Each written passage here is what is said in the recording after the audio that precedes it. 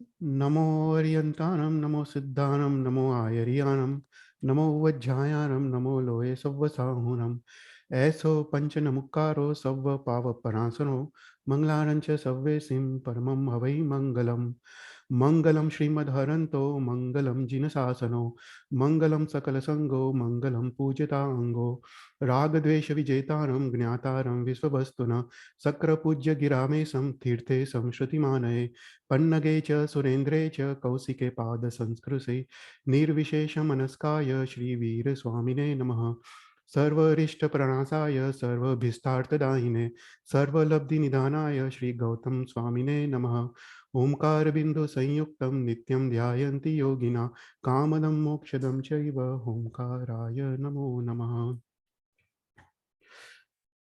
Welcome to our 20th class. In last class हमने अजितनाथ भगवान का जीवन चरित्र खत्म किया, फिनिश किया, और अभी हम थर्ड तीर्थंकर शंभुनाथ भगवान का जीवन चरित्र हम देखेंगे।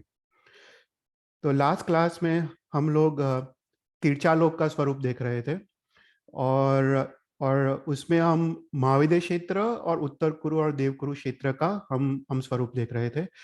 तो ये हम थोड़ा रिवाइज कर लेते ये क्लास में, और उसके बाद we will talk about Meru पर्वत। तो जम्बू द्वीप में जो सबसे बड़ा क्षेत्र है वो महाविद्य क्षेत्र है। ओके, और ये क्षेत्र में 32 विजय है, महाविद्य क्षेत्र के 32 विजय है। और शास्त्र में कहा जाता है कि हर एक विजय, जो महाविद्य क्षेत्र की हर एक विजय, वो भरत क्षेत्र से भी बड़ी बड़ी है इन साइज।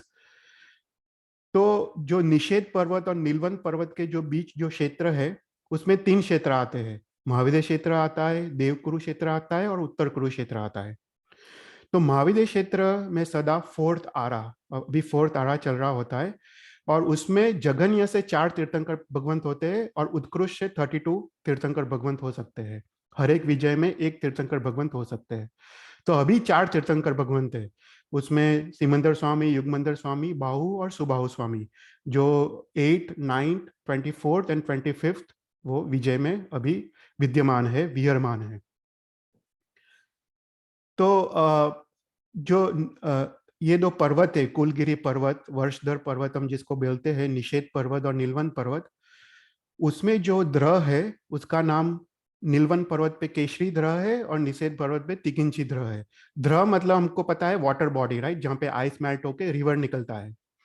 तो निषेध पर्वत से तिकिंची द्रह से जो जो रिवर निकलता है वो सीतोना नदी है। वो मेरू पर्वत के पश्चिम की ओर जाके लवण समुद्र में पश्चिम की ओर मिलती है। और केसरी द्रह से जो नदी निकलती है वो सीता नदी, वो मेरू पर्वत के पूर्व ईस्ट की ओर जाके लवण समुद्र में ईस्ट की ओर मिलती है। तो ये सीतोरा नदी और सीता नदी के कारण ये पूरा जो महाविद्य क्षेत्र है वो 4 क्वाड्रेंट में विभाजित है। उसमें north west, north east, south west और साउथ ईस्ट, और हर एक क्वाड्रेंट में देर आर 8 विजयस। तो पहला क्वाड्रेंट अगर ले तो पहला विजय है कच्छ विजय। फिर हमने देखा कि ये उसका स्ट्रक्चर कैसा है कि हर एक विजय के बाद ऑल्टरनेट एक पर्वत है और ऑल्टरनेट आंतर नदी है। तो पहले विजय है, फिर पर्वत है, फिर विजय है, फिर आंतर नदी है, अगेन पर्वत है, अगेन विजय है, पर्वत है, विजय है, और आंतर नदी है।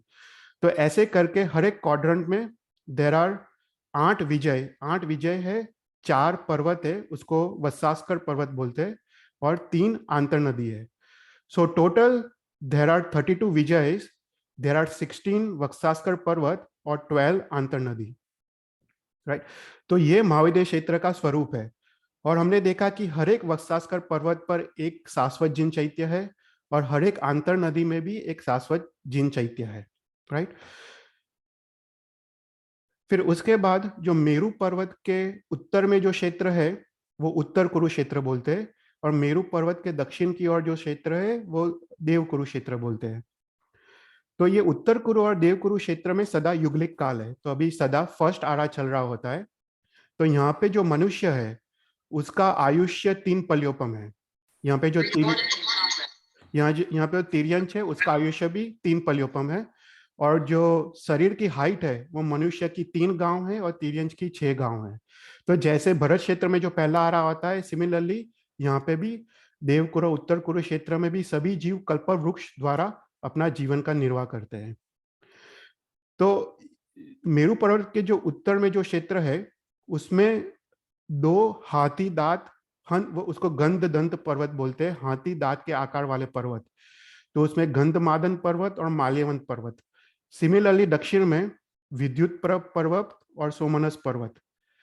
तो गंधमादन पर्वत, माल्यवंत पर्वत और नीलवंत पर्वत के बीच में जो क्षेत्र है, ये पूरा क्षेत्र वो उत्तर कुरु क्षेत्र है। सिमिलरली दक्षिण में विद्युत पर्वत, सोमनस पर्वत और ये निषेध पर्वत, ये तीन पर्वतों के बीच जो क्षेत्र है उसको देवकुरु क्षेत्र बोलते हैं। ओके, कोई भी क्वेश्चन हो तो यू कैन आस्क। फिर हमने देखा था कि जो 12 आंतर नदी है महाविद्य क्षेत्र की, उसके नाम कौन से हैं, और 32 विजय और 32 विजय के नाम कौन से हैं, और उसकी राजधानी कौन सी है। जैसे भरत क्षेत्र की राजधानी विनीता नगरी है या अयोध्या नगरी। सिमिलरली हर एक विजय की, महाविद्य क्षेत्र में भी हर एक विजय की एक राजधानी है। और जो चक्रवर्ती है, हरिहन परमात्मा है, तीर्थंकर परमात्मा, ये राजधानी में जन्म लेते हैं। और जो चक्रवर्ती होता है वो महाविद्य क्षेत्र के 6 खंड जीत के वो चक्रवर्ती बनता है। वो सिमिलर टू भरत क्षेत्र। तो हमने देखा था जो महाविद्य क्षेत्र है उसका स्ट्रक्चर भी भरत क्षेत्र की तरह ही है। महाविद्य क्षेत्र का हर एक विजय 6 खंडों में विभाजित है। तो जैसे भरत क्षेत्र में लघु हिमवंत पर्वत से 2 नदियां निकलती है, गंगा और सिंधु, और वो दीर्घ वैद्याद्य पर्वत को भेद के वो लवण समुद्र में मिलती है, उसी प्रकार महाविद्य क्षेत्र से निषेध पर्वत से 2 नदियां निकलती है। और महाविद्य क्षेत्र में भी बीच में दीर्घ वैद्याद्य पर्वत है। तो ये 2 नदियां दीर्घ वैद्याद्य पर्वत को भेद के वो सीता या सितोना नदी में जाके मिलती है। तो सिमिलर टू भरत क्षेत्र, महाविद्य क्षेत्र में भी 6 खंड है। और जो चक्रवर्ती होता है ही विंस ऑल द 6 खंड्स। और उसके बाद वो जो ऋषभकुट पर्वत होता है खंड 4 में, वो अपना नाम वहां पे अंकित करता है।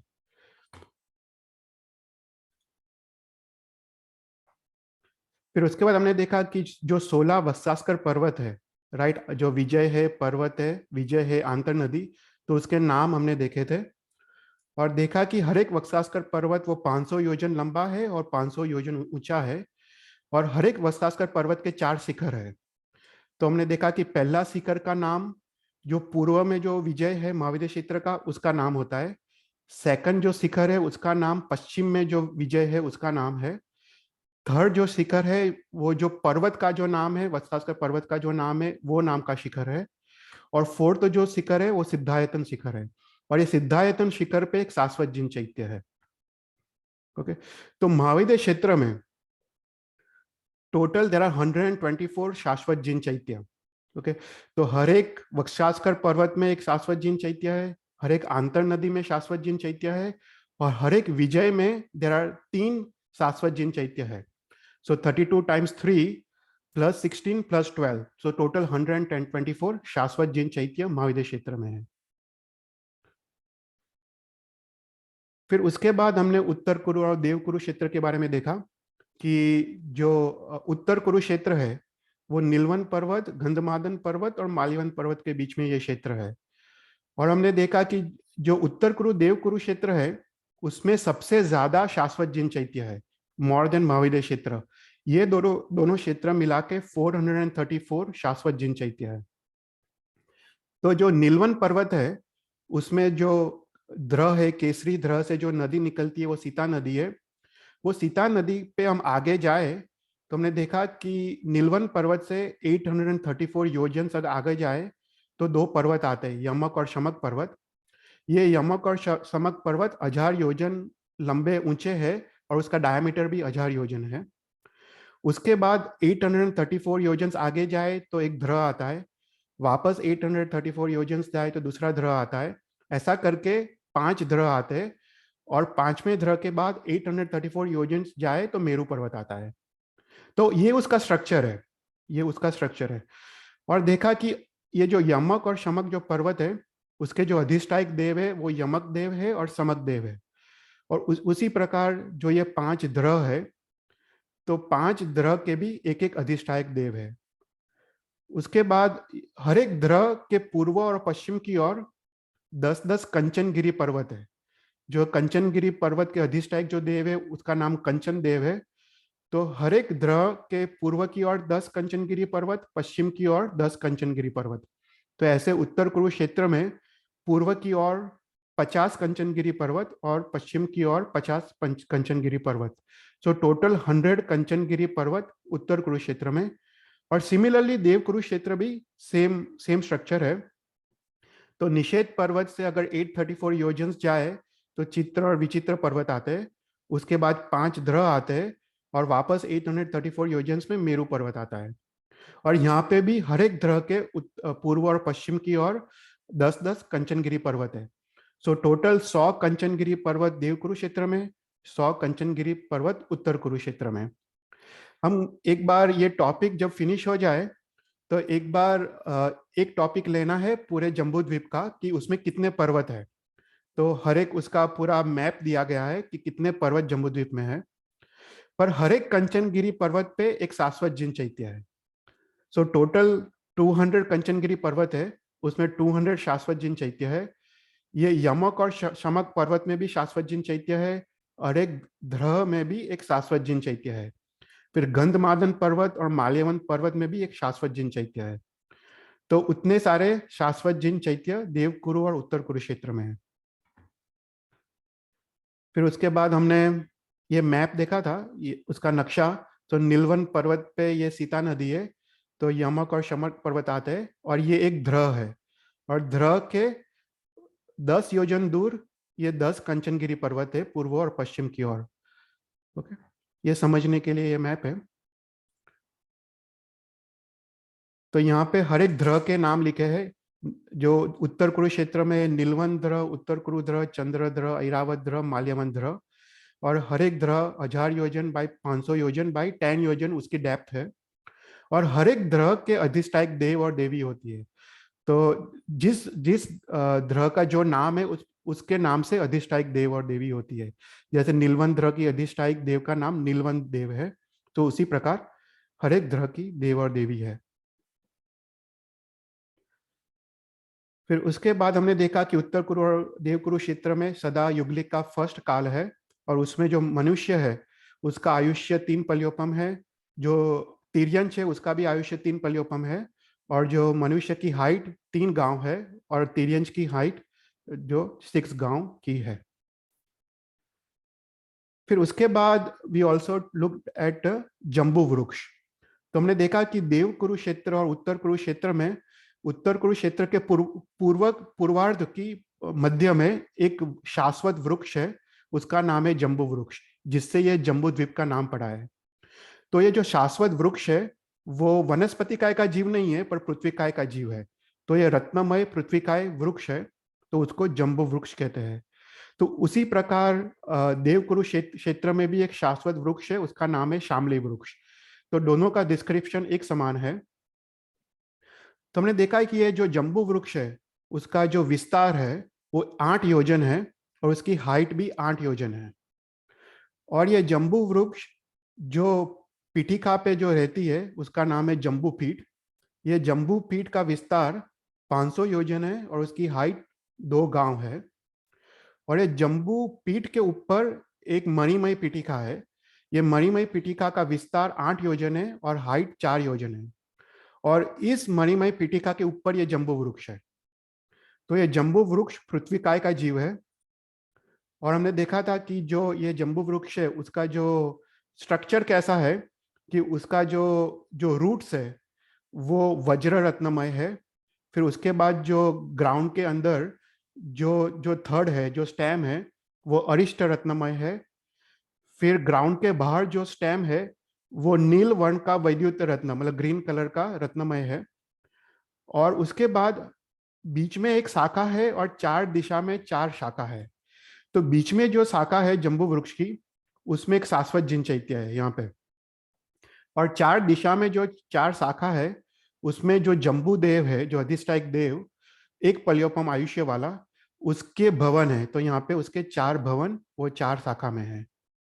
तो ये बेसिक स्ट्रक्चर है जम्बू वृक्ष का। फिर उसके बाद हमने देखा था कि ये जम्बू वृक्ष के आसपास सराउंडिंग छोटे 108 जम्बू वृक्ष है। और ये छोटे हाइट वाले हैं और हर एक छोटे जम्बू वृक्ष पे एक शाश्वत जिन चैत्य है। और जो जम्बूदेव है उसके जो आभूषण है ये 108 जो जम्बू वृक्ष है उसमें उसमें लगाए गए होते हैं। फिर उसके बाद हमने देखा कि ये जम्बू वृक्ष जो जम्बू पीठ है नीचे, उसके चारों ओर 3 वलय है। ओके, 3 वलय मतलब 3 फॉरेस्ट है। जो पहला फॉरेस्ट है उसमें 108 जम्बू वृक्ष है। जो दूसरा फॉरेस्ट है उसमें 34,000 वृक्ष है, वो नॉर्मल वृक्ष है वनस्पति काय के। और जो थर्ड फॉरेस्ट है उसमें 16,000 वृक्ष है। ओके, जो ये 34,000 और 16,000 वृक्ष है वो जम्बू देव के जो अंगरक्षक देवता है उनके अधिष्ठायक ये वृक्ष है। फिर उसके बाद हमने देखा कि जम्बू पीठ के 50 योजन दूर जाए, 50 योजन, तो 4 दिशा में 4 भवन है। ये जम्बू देव के 4 भवन है। और 4 दिशा में वो north east, south east, north west और साउथ ईस्ट और साउथ वेस्ट में 4 प्रसाद है। ये सौधर्म इंद्र और ईशान इंद्र के 4 प्रसाद है। और उसके बाद जो भवन और प्रसाद के बीच एक शिखर है, मतलब एक माउंटेन है जो छोटा माउंटेन है। तो ऐसे टोटल 8 माउंटेन्स है और हर एक माउंटेन पे एक शाश्वत जिन चैत्य है। राइट, तो अगर तुम काउंट करो तो मेन जम्बू वृक्ष पे एक शाश्वत जिन चैत्य, 108 जम्बू वृक्ष में एक एक शाश्वत जिन चैत्य, प्लस अनदर 8 एडिशनल शाश्वत जिन चैत्य।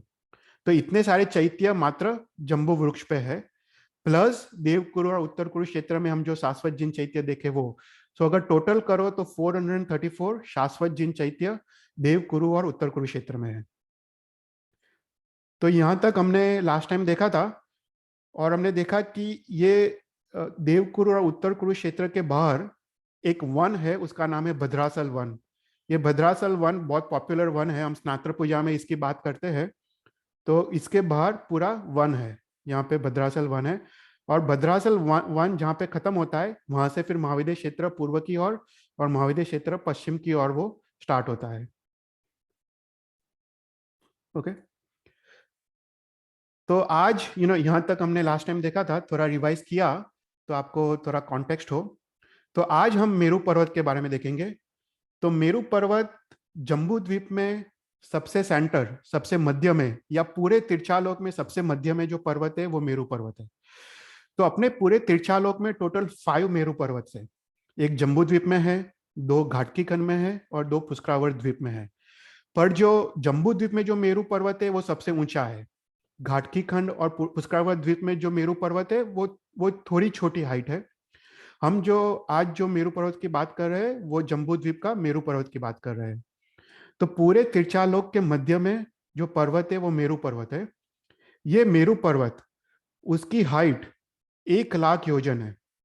ओके, 1,00,000 योजन। एक योजन मतलब 8 माइल्स। ओके, 8 माइल्स इज 1 योजन। सो ये मेरू पर्वत की हाइट 1,00,000 योजन है। और उसका बेस का डायमीटर, ये जो समभूतल भूमि है जहाँ पे हम लोग रहते हैं, वो समभूतल भूमि, उसका बेस का डायमीटर 10,000 योजन है। सो उसका डायमीटर जो विड्थ है 10,000 योजन और हाइट 1,00,000 योजन है। तो ये मेरू पर्वत जमीन के अंदर 1,000 योजन तक जाता है, मतलब वो अधोलोक तक जाता है। जो व्यंतर देवता, व्यान व्यंतर देवता और जो भुवनपति देवता के आवास है वहां तक वो टच होता है। तो जमीन के अंदर वो 1,00,000 योजन, जो पहली रत्न प्रभा भूमि है नरक की, वहां तक वो जाता है। और जमीन के बाहर वो 99,000 योजन है। ओके, तो अगर समभूतल भूमि से हम स्टार्ट करें तो 500 योजन ऊपर जाए तो प्रथम मेखला आता है। मेखला मतलब सपाट भूमि, फ्लैट सरफेस। सो ये सब प्रथम मेखला में नंदनवन करके वन है, मतलब फॉरेस्ट है नंदनवन। फिर उसके बाद नंदनवन से 62,500 योजन ऊपर जाए तो दूसरा वन आता है, उसका नाम है सोमनस वन। ओके, द्वितीय मेखला आती है। और उसके बाद सोमनस वन से 36,000 योजन जाए तो थर्ड मेखला आती है। और वहां पे जो वन है वो पांडुक वन है। ये पांडुक वन में भगवान का अभिषेक होता है। राइट, तो टोटल 4 वन है। नीचे जमीन पे भद्रासल वन है, 500 योजन में नंदन वन है, दूसरे 62,500 योजन में सोमनस वन है, उसके बाद 36,000 योजन में पांडुक वन है। तो ये मेरू पर्वत का जो स्ट्रक्चर है वो जैसे ऊपर जाते हैं ऐसा नैरो होते जाता है, और सबसे ऊपर उसका डायमीटर 1000 योजन से। सो बेस का डायमीटर 10,000 योजन और सबसे ऊपर का डायमीटर 1000 योजन से। तो जो पांडुक वन है, पांडुक वन के मध्य में एक चुलिका है। ये चुलिका मतलब रत्नमय पहाड़ी है, रत्नमय एक शिखा है। और ये जो पहाड़ है चुलिका है वो 40 योजन उसकी हाइट है, और उसकी विड्थ 12 योजन है, 12 योजन। तो ये चुलिका पे एक शाश्वत जिन चैत्य है, मेरू पर्वत के ऊपर एक शाश्वत जिन चैत्य है। ओके, तो ये मेरू पर्वत के ये 16 नाम से प्रसिद्ध है शास्त्रों में। उसमें से जो जो प्रथम 3 नाम है वो काफी उपयोग में आते हैं, पर जो 16 नाम है वो है मंदर, मेरू, सुदर्शन, स्वयंप्रभ, मनोरम, गिरिराज, रत्नोच्चय, शिलोच्चय, लोक मध्य, लोक नाभि, सूर्यावर्त, अस्तु, दिगादि, सूर्यावरण, अवंतंसक और नागोत्तम। ओके, ऐसे 16 नाम से ये मेरू पर्वत प्रसिद्ध है। तो हर एक नाम का पीछे कोई रीजन है। ओके, तो पर पहले जो 3 नाम है मंदर, मेरू और सुदर्शन, वो शास्त्रों में काफी जगह पे ये 3 नाम का उल्लेख आता है। तो पहला नाम है मंदर। तो ये मेरू पर्वत को मंदर पर्वत भी बोलते हैं, क्योंकि यहाँ पे जो मेरू पर्वत का जो अधिष्ठायक देव है उसका नाम है मंदर देव। वो एक पल्योपम आयुष्य वाला वो देव है, तो इसलिए उसका नाम मंदर पर्वत भी है। उसके बाद उसका दूसरा नाम जो मेरू पर्वत है, हम लोग काफी यूज करते हैं मेरू पर्वत, क्योंकि इस पर्वत पे एक दूसरा देव का वास है, उसका नाम है मेरू देव। वो महार्धिक देव है और वो भी एक पल्योपम आयुष्य वाला वो देव है। उसके बाद उसका जो तीसरा नाम है वो सुदर्शन। तो ये जो मेरू पर्वत है वो सुवर्णमय है और रत्नमय है, और उसको देख के उसका दर्शन मात्र से ही मन तृप्त हो जाता है, इसलिए उसका नाम सुदर्शन है। फिर उसका फोर्थ नाम है स्वयंप्रभ। तो ये जो मेरू पर्वत है वो सूर्यादि जो ग्रह है उसके प्रकाश से निरपेक्ष है, मतलब वो स्वयं प्रकाशित है, वो स्वयं रत्नमय है और स्वयं वो प्रकाशित है, इसलिए उसका नाम स्वयं प्रभ है। उसके बाद उसका फिफ्थ नाम मनोरम है, क्योंकि वो इतना सुंदर है कि वो देवता के मन में वो कंटिन्यूस वो रहता है, तो इसका नाम मनोरम है। फिर सिक्स्थ नाम उसका गिरिराज है। वो सभी पर्वतों में से ऊंचा है और यहाँ पे भगवान का अभिषेक होता है, तो इसलिए उसका नाम गिरिराज है। फिर ये मेरू पर्वत पे काफी विशेष और विविध रत्न है, इसलिए उसका नाम रत्नोच्चय है। फिर उसका नाम शिलोच्चय है, क्योंकि भगवान का अभिषेक होता है। यहाँ पे पांडुक वन में हम देखेंगे आगे कि 4 शिला है, तो ये 4 शिलाओं में भगवान का अभिषेक होता है, जन्म महोत्सव होता है, इसलिए उसका नाम शिलोच्चय है। फिर नाइन्थ उसका नेम लोक मध्य है। वो समस्त तिरछा लोक में वो मध्य में है, इसलिए उसका नाम लोक मध्य है। फिर उसका नाम लोक नाभि है। अगर हम 14 राजलोक का हम जो स्वरूप देखें, तो ये 14 राजलोक का स्वरूप वो लोक पुरुष का स्वरूप है। तो उसमें जो लोक पुरुष की जो नाभि है वहां पे ये मेरू पर्वत है, तो इसलिए उसका नाम लोक नाभि है। फिर उसके 11th नेम सूर्यावर्त। जो मेरू पर्वत है उसके चारों ओर जो प्रदक्षिणा देते हैं वो सूर्य, चंद्र, ग्रह, नक्षत्र आदि उसकी प्रदक्षिणा देते हैं। तो टोटल पूरे जो अड़ी द्वीप है उसमें 132 सूर्य और 132 चंद्र है। ओके, तो ये सभी 132 सूर्य और चंद्र जो जम्बू द्वीप का जो मेरू पर्वत है उसकी प्रदक्षिणा करते हैं। तो तो जैसे जम्बू द्वीप में 2 सूर्य 2 चंद्र है, लवण समुद्र में 4 सूर्य और 4 चंद्र है, घाटकी कंड में 12 सूर्य 12 चंद्र, उसके बाद कलोदधी समुद्र में 42 सूर्य 42 चंद्र, और पुष्करावर द्वीप में 72 सूर्य एंड 72 चंद्र। सो टोटल मिला के 132 चंद्र और 132 सूर्य और सभी ग्रह, नक्षत्र और तारे ये मेरू पर्वत की प्रदक्षिणा करते हैं, तो इसलिए उसका नाम सूर्यावर्त है। फिर 12th उसको अस्तु कहते हैं, क्योंकि वो स्वच्छ है, निर्मल है, तो इसलिए उसका नाम अस्तु रखा है। फिर उसके बाद 13th उसका नाम दिगादी है। तो जो मेरू पर्वत है, मैं वापस वो ड्राइंग पे जाता हूँ। तो मेरू पर्वत के जहाँ पे ये स्वयं पतल भूमि में जो टच होता है सेंटर में, तो यहाँ पे 8 रुचक प्रदेश है। ओके, 8 रुचक प्रदेश। तो ये जो पॉइंट है 8 रोचक प्रदेश का पॉइंट वो 000 है, मतलब पूरे 14 राजलोक में this is the centre most point, इसलिए उसको रोचक प्रदेश बोलते हैं। तो पूरे 14 राजलोक का जो भी कैलकुलेशंस है, राइट, जो भी डायरेक्शन का कैलकुलेशन, जो भी डिस्टेंसेस का calculations, it starts from here.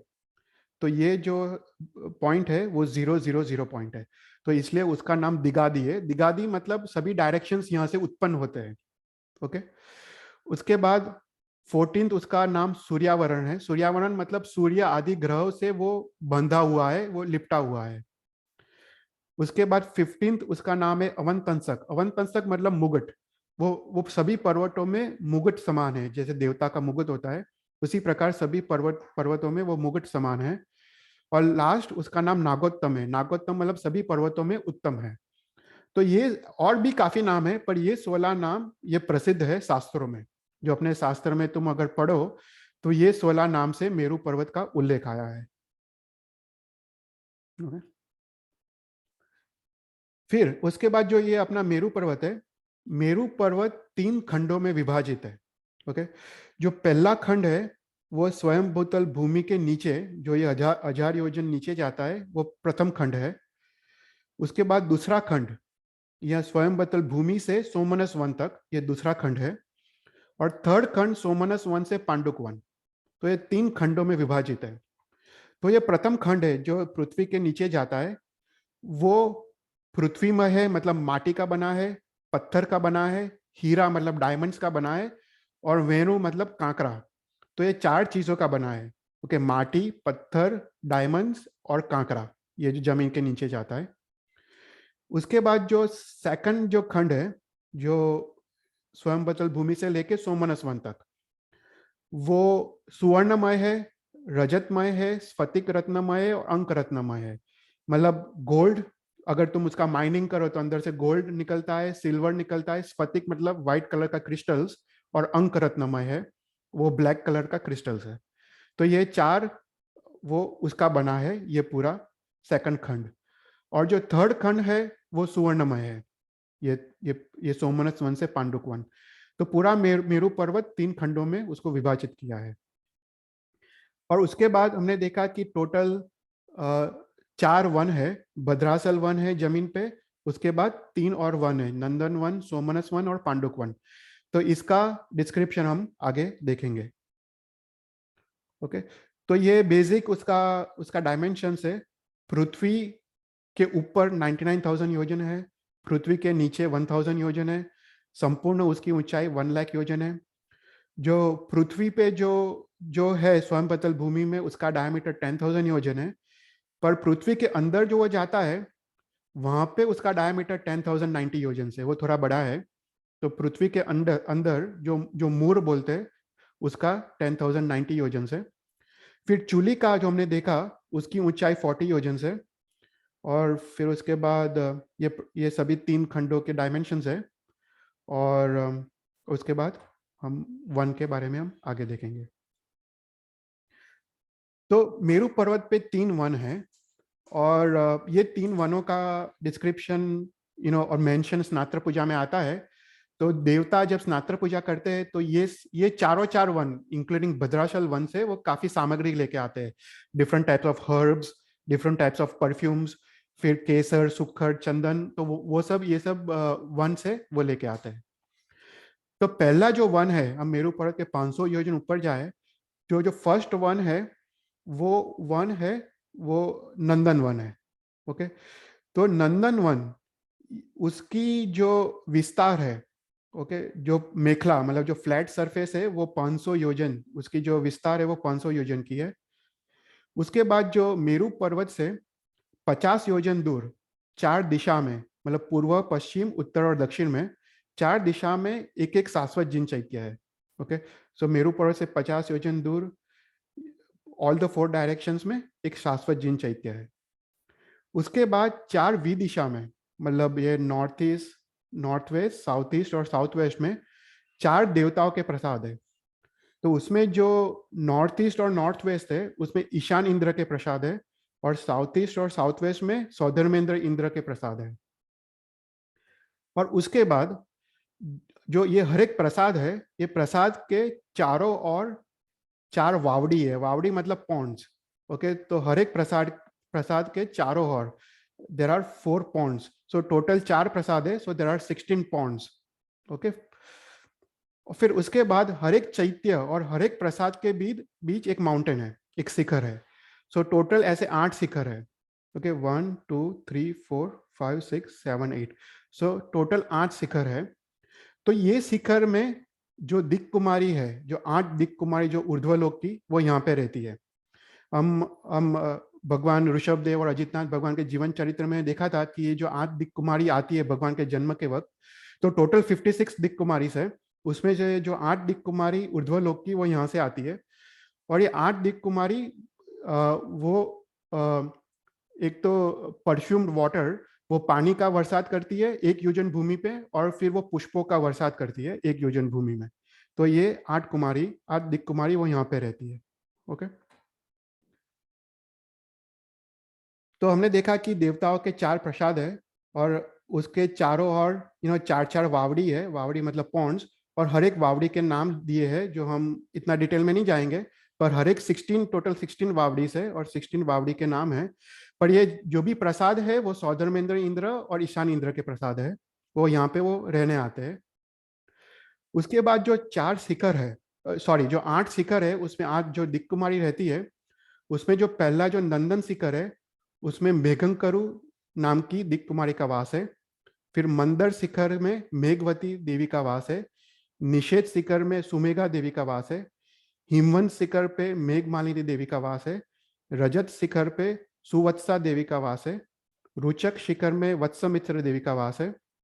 उसके बाद सागर चित्र शिखर में बलाहका देवी का वास है। और वज्रकुट शिखर के वज्रसेना नाम की दिक् कुमारी देवी का वास है। तो अगर कोई तुमको पूछे, right, this for just for general knowledge, कि ऊर्ध्वलोक की 8 दिक् कुमारी कहाँ पे रहती है, तो वो मेरू पर्वत के नंदनवन में रहती है। Right, that is a basic knowledge. तो ये जो हर एक जो शिखर है, हम वापस डायग्राम में जाते हैं, तो हर एक जो शिखर है उसका जो बेस वो 500 योजन ऊंचा है, और बेस का डायमीटर भी 500 योजन है। तो हमने देखा कि ये जो विस्तार है वो भी 500 योजन है, और ये जो शिखर वो 50 योजन दूर है।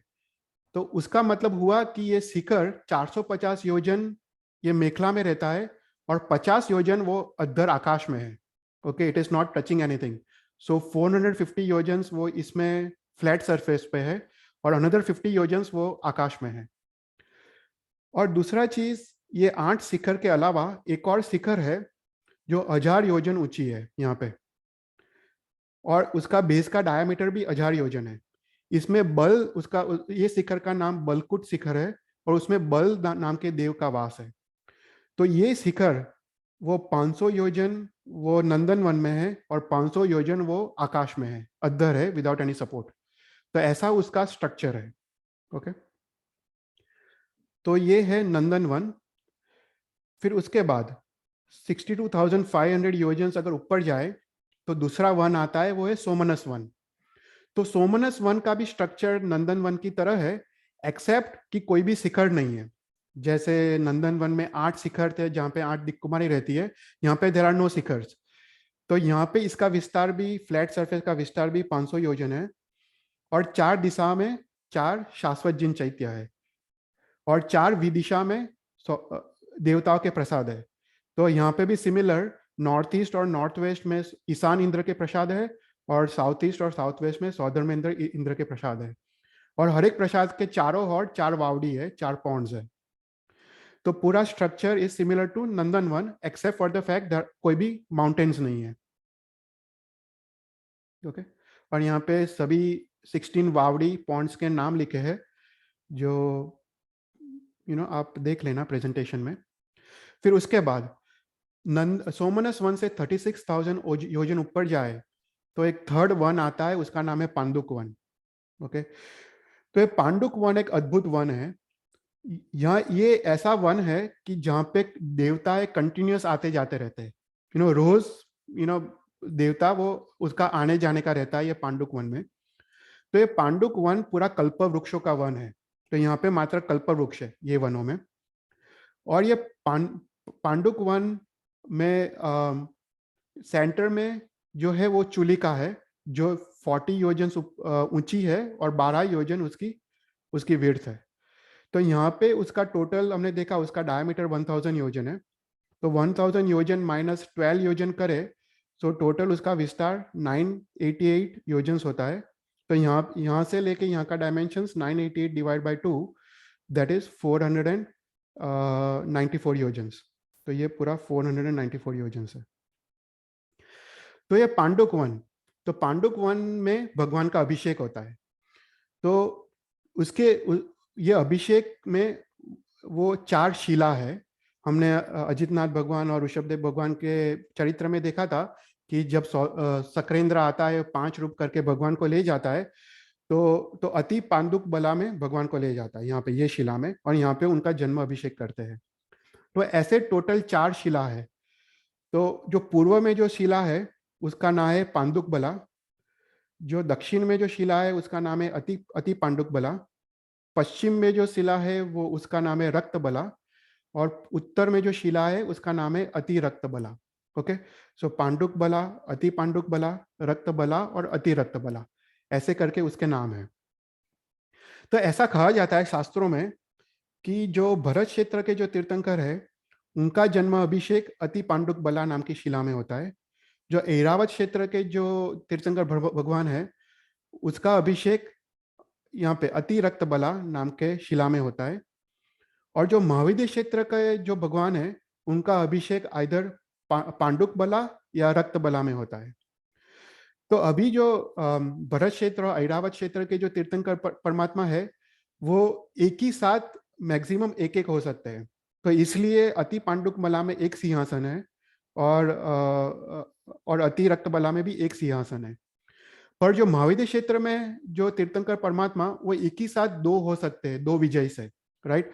तो 2 एक साथ जन्म ले सकते हैं। तो उसके कारण ये जो पांडुक बला और रक्त बला है जहाँ पे महाविद्य क्षेत्र के तीर्थंकर परमात्मा का जन्म अभिषेक होता है वहां पे 2 सिंहासन है।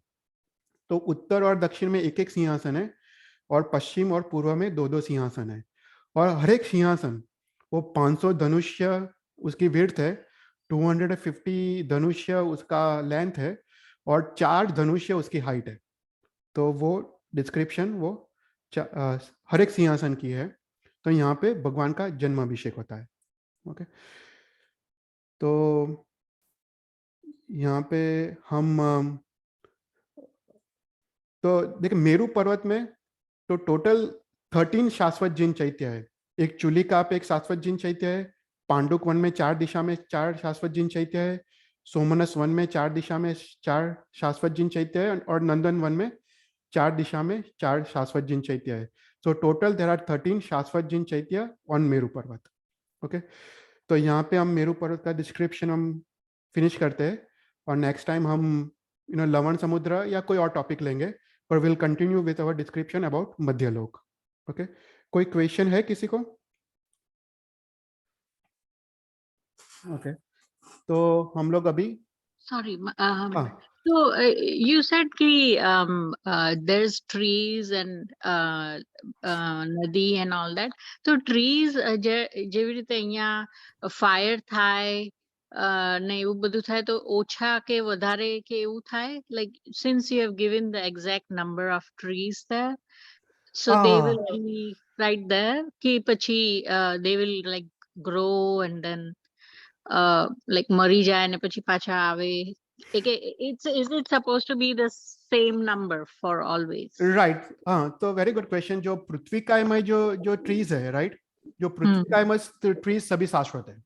ओके, जो जंबू वृक्ष है वो शाश्वत है, और जो 108 जंबू वृक्ष है दूसरे वो भी शाश्वत है। पर बाकी जो ट्रीज है वो शाश्वत नहीं है।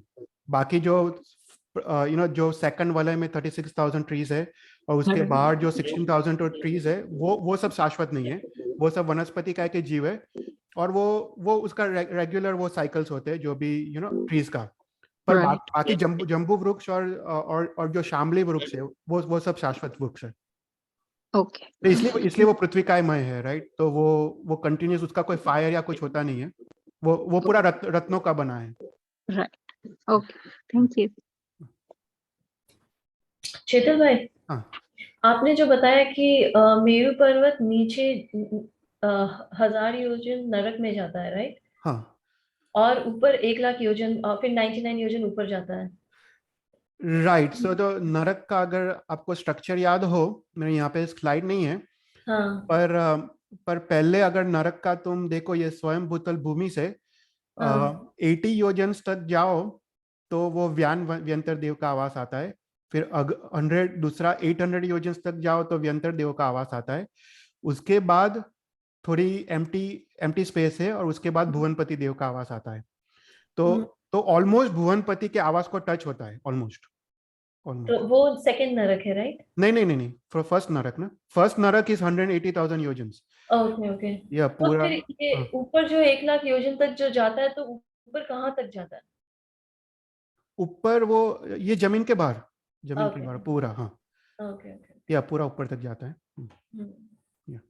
ये पूरा पूरा रत्नप्रभा नरक ही है, क्योंकि रत्नप्रभा नरक जब खत्म होता है तब उसके बाद गनोदधी आती है, घनवात आता है, तनवात आता है, राइट, इफ यू रिमेंबर। या और उसके बाद आकाश आता है, और हम्म। उसके बाद सेकंड नरक भूमि शुरू होती है, हाँ राइट। और उसके बाद तो सिमिलर स्ट्रक्चर है ये, पर ये पूरा प्रथम नरक ही है। और देवताओं सिर्फ प्रथम नरक में ही रहते हैं, जो भुवनपति और परमाधामी व्यंतर व्यान सभी देवता, दे आर हाँ ओनली इन फर्स्ट नरक, सेकंड नरक में नहीं होते वो। Okay okay, thank okay. तो अभी हम भगवान संभवनाथ का जीवन चरित्र स्टार्ट कर